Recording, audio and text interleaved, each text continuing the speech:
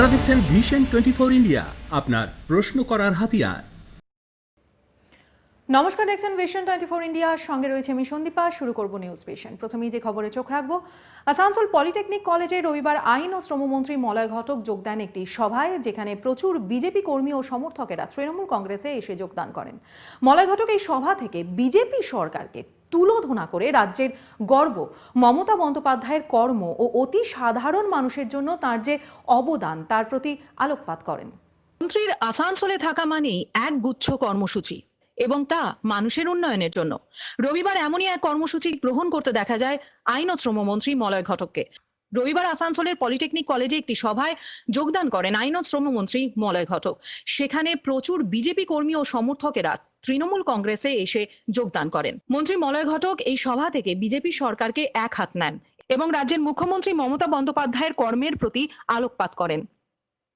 আসানসোলের উন্নয়ন নিয়ে মুখ্যমন্ত্রীর যে ভাবনা, তার যে দরাজ হাতে সমস্ত কাজকর্ম, সেগুলোর প্রতি আলোকপাত করেন মন্ত্রী।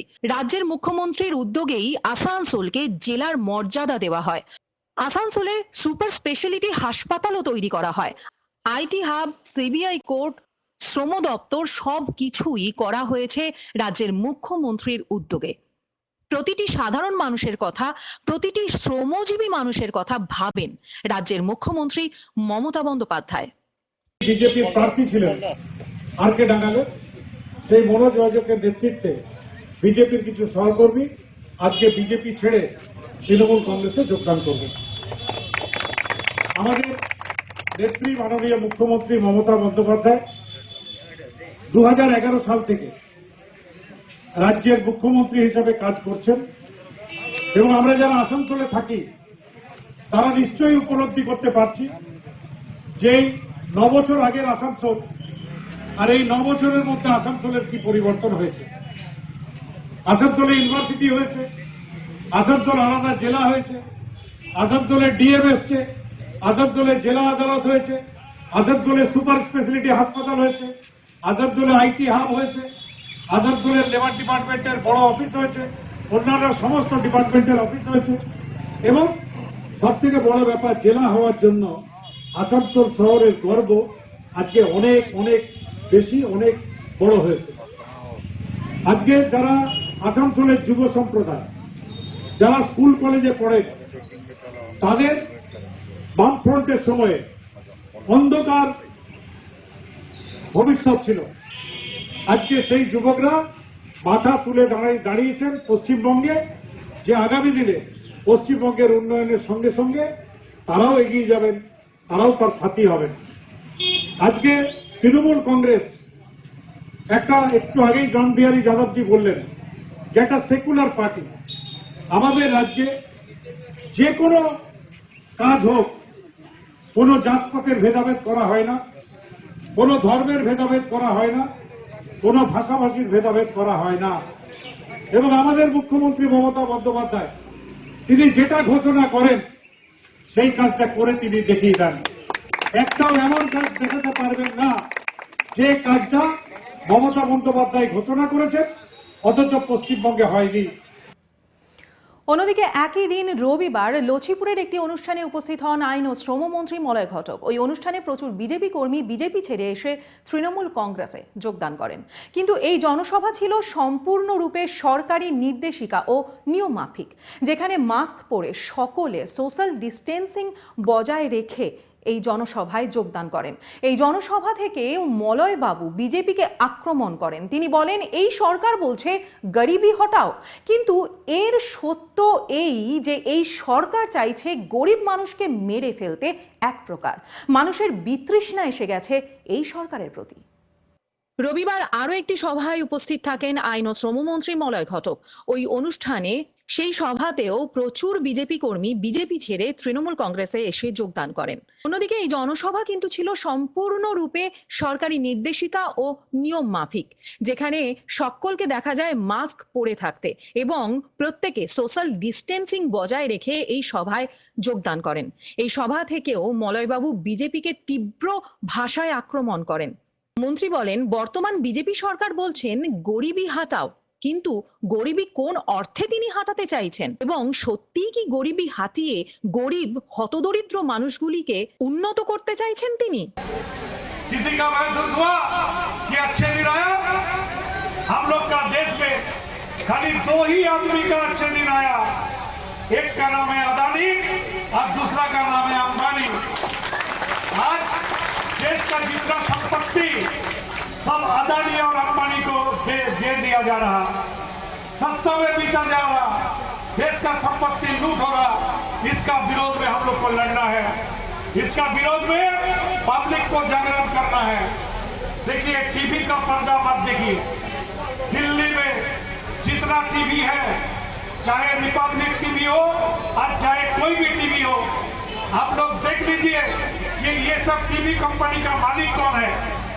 कोई टीवी का मालिक है बीजेपी का एमपी, कोई टीवी का मालिक है बीजेपी का ऑल इंडिया का वाइस प्रेसिडेंट, कोई टीवी का मालिक है दिल्ली का कानून मंत्री का बहन, कोई टीवी का मालिक है अदानी, कोई टीवी का मालिक है अंबानी। ये लोग सही बात नहीं दिखाएगा, ये लोग सही बात नहीं दिखाएगा, देश लूट हो रहा ये नहीं दिखाएगा। इसलिए टीवी का पर्दा को खरीदा गया है। कोई अगर विरोध में दिखाएगा तो उसका पीछे सीबीआई को, ईडी को उसका पीछे लगा दिया जाएगा कि टीवी में सही बात मत दिखाओ। तो बीजेपी को पहचानने होगा। इतना भोगी प्रधानमंत्री हम लोग का देश में कभी नहीं बना। हम लोग का देश में प्रधानमंत्री बना था जवाहरलाल नेहरू, हम लोग का देश में प्रधानमंत्री बना था लाल बहादुर शास्त्री, हम लोग का देश में प्रधानमंत्री बना था बनी थी इंदिरा गांधी। लेकिन नरेंद्र मोदी का माफी भोगी प्रधानमंत्री आज तक कोई नहीं बना। आप देखिए, एक तरफ में ममता बनर्जी 7 बार एमपी बनी, 3 बार दिल्ली का मंत्री बना, 2 बार चीफ मिनिस्टर बना, आज भी 250 रुपया का साड़ी पहनती है, आज भी हवाई चप्पल पहनती है, आज भी एक टाली वाला घर में रहती है। और नरेंद्र मोदी प्रधानमंत्री बनने के बाद जो जैकेट पहनता है उस जैकेट का कीमत 10 लाख रुपया, 10 लाख का जैकेट पहनता है नरेंद्र मोदी। जो घड़ी पहनता है, घड़ी का दाम है 25 लाख रुपया। जो चश्मा पहनता है उसका दाम है 1,40,000 रुपया। और जो कलम से लिखता है उसका दाम है 1.5 लाख रुपया। तो कोई भी आदमी, चाहे आप हो, चाहे हम हो, चाहे कोई बहन हो, कोई भी आदमी जो 10 लाख का जैकेट पहनेगा वो कुछ भी सोच सकता है, गरीबों के बारे में सोच नहीं सकता। 10 लाख का जैकेट पहन के कभी गरीब के बारे में नहीं सोच सकता है। और नरेंद्र मोदी इसीलिए कभी गरीब के बारे में सोचता नहीं है। खाली झूठा प्रचार करके, झूठा वादा करके, झूठा बात कह के नरेंद्र मोदी पब्लिक को भड़का के कुर्सी में बैठने का कोशिश कर रहा। তা কিন্তু নয়। গরিবী হটাও অর্থাৎ গরিব মানুষগুলিকে একেবারে মেরে ফেলা। মানুষের বিতৃষ্ণা চলে এসেছে বর্তমান এই সরকারের প্রতি। সম্মান জানানো হয় শ্রমিক নেতা রাজু আলুওয়ালিয়াকে। রবিবার আসানসোল রেলওয়ে ওকে রোড টেম্পো স্ট্যান্ডের চালকরা তাদের প্রিয় নেতা রাজু আলুওয়ালিয়াকে তৃণমূল শ্রমিক সংগঠনের পক্ষ থেকে সম্মান জানান। রবিবার শ্রমিক নেতা রাজু আলুওয়ালিয়াকে সম্মান জানানো হয় তৃণমূল শ্রমিক সংগঠনের পক্ষ থেকে। রাজু আলুওয়ালিয়া বলেন তিনি 1800-রও বেশি অটো চালানোর অনুমতি পেয়েছেন। এটি শ্রমিক চালক ভাইদের লড়াইয়ের প্রভাব। তিনি আরো বলেন আগামী দিনে বিজেপি মুক্ত আসানসোল এবং বাংলা আমরা তৈরি করবই। আসন্ন বিধানসভা নির্বাচনে আমরা সবাই মিলে আবার মা মাটি মানুষের সরকার গঠন করব। तो आज जो है लगातार ये लोग जो हमारे ऑटो जो चालक हैं, माँ माटी मानुष के जो हमारे समर्थक है सब लोग, तो ओके रोड में हम लोग जो है हमारी सरकार आने के बाद 1870 लोगों को परमिट दिया गया है ऑटो के लिए। बहुत सा काम अभी बाकी है, वो हम लोग को पूरा करना है। ये कोरोना काल में माँ माटी मानुष की नेत्री ने प्रमाण कर दिया है कि हमारी जो नेत्री हैं वो जनगण की नेत्री हैं। और जो यहाँ पर भाजपा की जो केंद्र में सरकार है, भाजपा के जो नेता हैं वो जो बेईमान, झूठे और नक्कार लोग हैं, लोगों के कोई भी उन्होंने सहायता नहीं की है।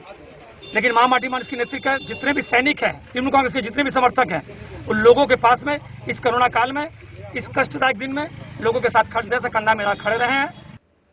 করোনা সম্বন্ধে সচেতন করতে এবার এগিয়ে এলো লায়ন্স ক্লাব কর্তৃপক্ষ। রবিবার আসানসোল সেন্ট্রেলে রোডের ডিএম অফিস মোড়ের কাছে পথ চলতি সাধারণ মানুষজনকে সচেতন করা হয়, মাস্ক পরতে ও স্যানিটাইজার ব্যবহার করার কথাও প্রচার করা হয় এই ক্লাবের পক্ষ থেকে।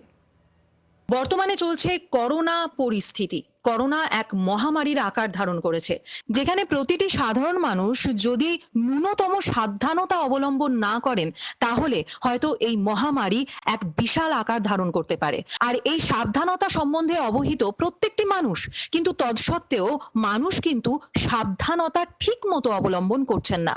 তাই মানুষকে সচেতন করতে এগিয়ে এলো আসানসোলের লায়ন্স ক্লাব। লায়ন্স ক্লাবের পক্ষ থেকে রবিবার পথ চলতি সাধারণ মানুষজনকে বর্তমান করোনা পরিস্থিতি সম্বন্ধে সচেতন করা হলো। আসানসোল শতরূপার পক্ষ থেকে এখানে এসেছি আমাদের কল্যাণপুর হাউজিং এলাকায় যে এইচএলজি মোড়টা আছে, ওখানে যারা মাস্ক পরেননি বা হাত ধোয়ার যাদের একটু ক্ষমতা কম আছে, সাবান এনে যেটুকু পাচ্ছি আমরা একটু বিতরণ করছি এবং অ্যাওয়ার্ড করছি, যাতে এটা পরে এরা নিজেদের সাবধানে রাখতে পারে বা অন্যকেও সেটা অন্যদের এই ইয়ের থেকে রক্ষা। আসানসোলে সেটার জন্য সামান্যতম অ্যাওয়ার্ড করছি, আর যেটুকু পারছি এটা আমরা চেষ্টা করছি। আসানসোল উর্দু ফাউন্ডেশনের উদ্যোগে রেলপাড়ের হাজিনা হাই স্কুলের এক অনুষ্ঠানে রেলপাড়ের সমস্ত প্রাইমারি স্কুলগুলিকে ভবিষ্যতে পঞ্চম শ্রেণী পর্যন্ত বাড়ানোর সিদ্ধান্ত নেওয়া হয় এবং আপাতত দুটি প্রাইমারি স্কুলকে পঞ্চম শ্রেণীতে উন্নীত করার আশ্বাস দেন মন্ত্রী মলয় ঘটক। মন্ত্রীর একগুচ্ছ কর্মসূচির মধ্যে আজকে অর্থাৎ রবিবার আসানসোলের রেলপাড়ের হাজিনা হাই স্কুলের অনুষ্ঠান ছিল অন্যতম। হাজিনা হাই স্কুলের অনুষ্ঠানে উপস্থিত থেকে মন্ত্রী এক বিরাট আশ্বাস দেন মানুষকে। এই অনুষ্ঠানটির উদ্যোগ নেওয়া হয় উর্দু ফাউন্ডেশনের পক্ষ থেকে। ভবিষ্যৎ প্রজন্মের কাছে শিক্ষা একটি অতি গুরুত্বপূর্ণ বিষয় এবং সেই শিক্ষাকেই উজ্জ্বল করতে মন্ত্রী এক অভাবনীয় আশ্বাস দেন। রেলপাড়ের সমস্ত প্রাইমারি স্কুলগুলিকে ভবিষ্যতে পঞ্চম শ্রেণী পর্যন্ত বাড়ানোর সিদ্ধান্ত এই সভা থেকেই নেন মন্ত্রী মলয় ঘটক। मास्टर साहब लोग से बात हो रहा था, बोला कि सर एक प्रॉब्लम हो गया, अभी एक ऑर्डर हुआ कि क्लास 5 ये हाई स्कूल में नहीं रहेगा, प्राइमरी स्कूल में होगा, तो खाली 2 ही स्कूल का हम लोग का रेलपाड़ में मिला। तो मैं डीआई से बात करूंगा, जितने भी प्राइमरी स्कूल है सब स्कूल में क्लास 5 चालू हो जाए, ये मैं जल्दी से जल्दी करूंगा। और तब तक ये 2 स्कूल में क्लास 5 का सभी रेलपाड़ का जो भी एडमिशन के लिए आएंगे सभी का एडमिशन कर लेना होगा, कि कोई भी बच्चा चाहे लड़का हो लड़की हो क्लास 5 में हम एडमिशन लेने नहीं सका, ऐसा नहीं होना चाहिए, ऐसा नहीं होना चाहिए। वैसे ही जो स्कूल फाइनल पास किया 11-12 में भर्ती होने वाला है, सभी का एडमिशन हो जाएगा। देखिए पहले एक तो कोटा रहता है कि ये स्कूल 200 एडमिशन ले सकता है, ये स्कूल 275 अभी मैंने बताया, तो कभी रहता है कि 200 ले सकता है, कि 150 ले सकता है, लेकिन ये इसका मतलब ये नहीं है। हर साल इससे भी 200-300 ज्यादा लड़का भर्ती होता है, और हर साल हम लोग का जो मंत्री है एजुकेशन मिनिस्टर पार्थ चटर्जी, उसको चिट्ठी लिख के इसको रेगुलराइज कर देता है कि 275 का जगह अगर 475 भर्ती हुआ तो बाकी 200 बढ़ा दिया जाता है। तो इस साल में वैसा होगा, आप लोग का सभी का एडमिशन होगा, सभी एडमिशन कर दिया जाएगा और आप लोग को बाद में रेगुलराइज भी कर दिया जाएगा। আপাতত অবশ্য রেলপাড়ের দুটি প্রাইমারি স্কুলকে পঞ্চম শ্রেণীতে উন্নীত করার আশ্বাস দিয়ে যান মন্ত্রী এই সভার মধ্য দিয়ে। এছাড়াও রেলপাড়ের আরসিএইচ স্বাস্থ্য কেন্দ্র বন্ধ হয়ে যাওয়ার পর মাইন্স বোর্ড অফ হেলথের ডাক্তারদের দিয়ে এখানে চিকিৎসার সিদ্ধান্ত নেওয়া হয় এবং যেমন সিদ্ধান্ত ঠিক তেমন কাজ। আসানসোলের মানুষের জন্য তৎপর আসানসোলেরই ভূমিপুত্র মলয় ঘটক। তাই সিদ্ধান্তকে শুধুমাত্রই সিদ্ধান্ত হিসাবে না রেখে দিয়ে ডাক্তারদের দিয়ে হেলথ চেকআপের ব্যবস্থাও করে ফেলেছেন মন্ত্রী। এছাড়াও মাইন্স বোর্ড অফ হেলথের মাধ্যমে একটি অ্যাম্বুলেন্সকেও আসানসোলের রেলপাড়ের মানুষদের জন্য তুলে দেওয়ার আশ্বাস দিয়ে যান মন্ত্রী এই সভার মধ্যে দিয়ে। तो उर्दू फाउंडेशन बना था, बनने के बाद रेलपाड़ में सबसे जो जरूरत था एक डॉक्टर का। यहाँ पर एक आरसीएच का हॉस्पिटल था, लेकिन आरसीएच का हॉस्पिटल बंद हो गया।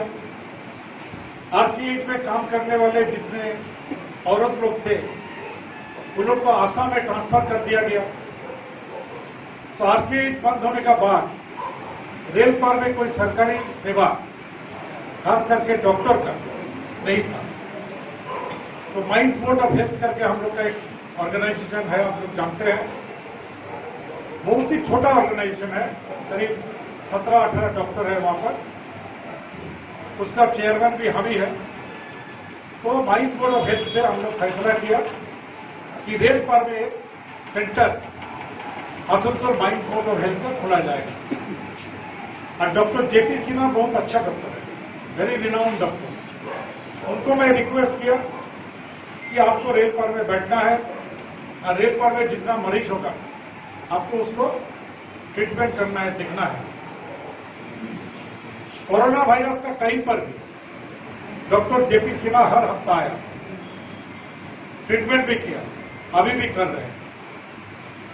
और इसका जो दवा है, ये दवा भी फ्री दिया जाता है सरकार का तरफ से, मरीज को कोई पैसा नहीं लगता है, डॉक्टर भी फ्री, दवा भी फ्री। ये खोलने के बाद फिर एक मसला सामने आया कि रेल पर में कोई भी मरीज को हॉस्पिटल भर्ती करने के लिए कोई साधन नहीं है। हमको बताया कि कल्याण बनर्जी जब विधायक थे उन्होंने एक एम्बुलेंस दिया था, लेकिन वो एम्बुलेंस खराब हो गया, वो एम्बुलेंस अभी काम नहीं करता, चलता नहीं था। हम लोग का चीफ मिनिस्टर ममता बनर्जी से एक दिन बात हो रहा था, हम लोग बैठे थे, तो आप बोला कि देखिए रेल पार में एक एम्बुलेंस का बहुत जरूरी है। तो बोला ठीक है तो दे दो।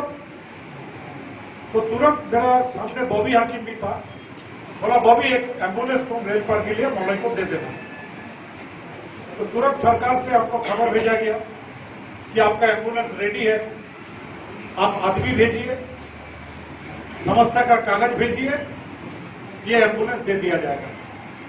तो एम्बुलेंस भी आया, तुरंत यहां दे दिया। और उसके बाद जो लड़का रेल पर का ये एम्बुलेंस चलाता है उसको माइंस बोर्ड का हेल्थ का तरफ से परमानेंट ड्राइवर का नौकरी भी दे दिया गया कि कोई तकलीफ अगला दिन दे ही रहे। सरकारी एम्बुलेंस है, रिपेयरिंग सरकारी तौर से होगा, ड्राइवर का परमानेंट नौकरी हो गया तो ड्राइवर का तनख्वाह भी उर्दू फाउंडेशन से देने नहीं होगा, Asansol mines board of health में देगा। लेकिन रेल पर में और एक एम्बुलेंस का जरूरत है। अभी जो महसूस हो रहा, ये जो एम्बुलेंस है ये रेल पर का मरीज को लेके सरकारी अस्पताल तक जाता है, वह मरीज को लेके फिर रेल पर में घर में पहुंचा देता है, फ्री ऑफ कॉस्ट, कोई पैसा नहीं लगता है। लेकिन कुछ मरीज है जो लोग को बर्धमान ले जाने पड़ता है, किसी को कलकत्ता पीजी हॉस्पिटल भेजने पड़ता है, तो उस टाइप का कोई एम्बुलेंस का जरूरत इधर है। तो हमने अगला उर्दू फाउंडेशन का एक सभा किया था। বর্তমান করোনা পরিস্থিতিকে মাথায় রেখে এবারের 21শে জুলাইয়ের শহীদ স্মরণ অনুষ্ঠান কলকাতার ধর্মতলায় অনুষ্ঠিত হবে না।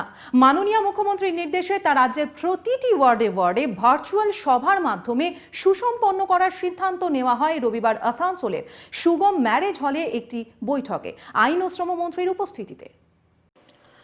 ভাষা প্রত্যেকটি জাতির জন্য গর্বের বিষয়, আর ঠিক বাঙালিদের গর্ব বাংলা ভাষা। তাই রাজ্যের মুখ্যমন্ত্রী মমতা বন্দ্যোপাধ্যায়ের উদ্যোগে এতদিন যাবৎ 21শে জুলাইকে শহীদ দিবস হিসাবে পালন করে আসা হয়েছে কলকাতার ধর্মতলায়, যেখানে শহীদ বেদিতে পুষ্পার্ঘ্য অর্পণ করে মুখ্যমন্ত্রী নিজে শ্রদ্ধা জানাতেন ভাষার জন্য লড়ে শহীদ হওয়া মানুষগুলিকে। কিন্তু বর্তমানে চলছে করোনা পরিস্থিতি, আর এটা আমরা প্রত্যেকেই জানি করোনা এখন মহামারীর আকার ধারণ করছে ধীরে ধীরে। তাই এই অবস্থায় বাংলার মানুষের প্রাণ নিয়ে ঝুঁকি নিলেন না রাজ্যের মুখ্যমন্ত্রী মমতা বন্দ্যোপাধ্যায়। তার নির্দেশে আইন ও শ্রমমন্ত্রী মলয় ঘটক রবিবার আসানসোলে সুগম ম্যারেজ হলে একটি বৈঠক অনুষ্ঠিত করেন। এই বৈঠকের মারফত তিনি মাননীয় মুখ্যমন্ত্রীর নির্দেশ বা সিদ্ধান্ত জানান, যেখানে উল্লেখ করা হয় যে এবারের 21শে জুলাইয়ের শহীদ স্মরণ সভা কলকাতার ধর্মতলায় অনুষ্ঠিত না হয়ে তা ভার্চুয়াল সভার মধ্যে দিয়ে রাজ্যের প্রতিটি ওয়ার্ডে ওয়ার্ডে সম্পন্ন করার সিদ্ধান্ত নেওয়া হয়েছে। যেখানে মন্ত্রী বলেন, এই শ্রদ্ধা জ্ঞাপন অনুষ্ঠান যখন অনুষ্ঠিত হবে ভার্চুয়ালি, তখন প্রতিটি বুথে পতাকা উত্তোলনের সাথে সাথে শহীদদের প্রতি শ্রদ্ধা জ্ঞাপন করা হবে। এই সভায় প্রতিটি ওয়ার্ডের কাউন্সিলররাও উপস্থিত ছিলেন।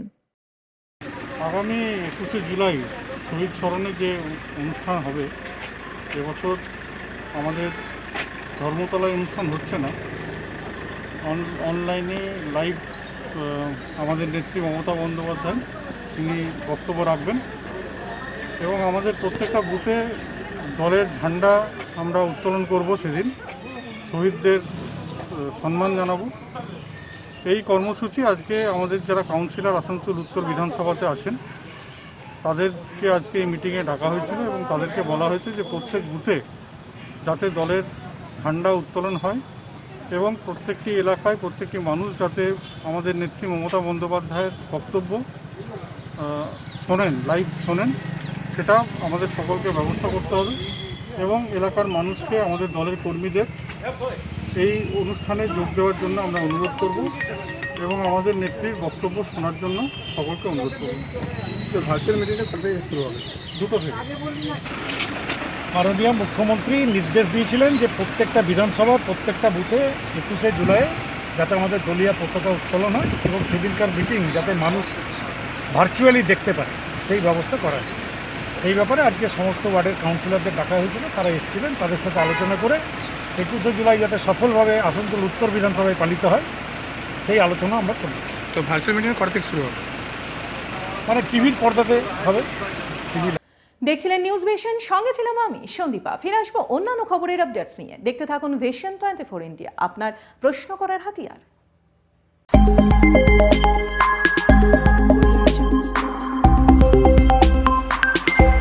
ভিশন 24 ইন্ডিয়া, আপনার প্রশ্ন করার হাতিয়ার।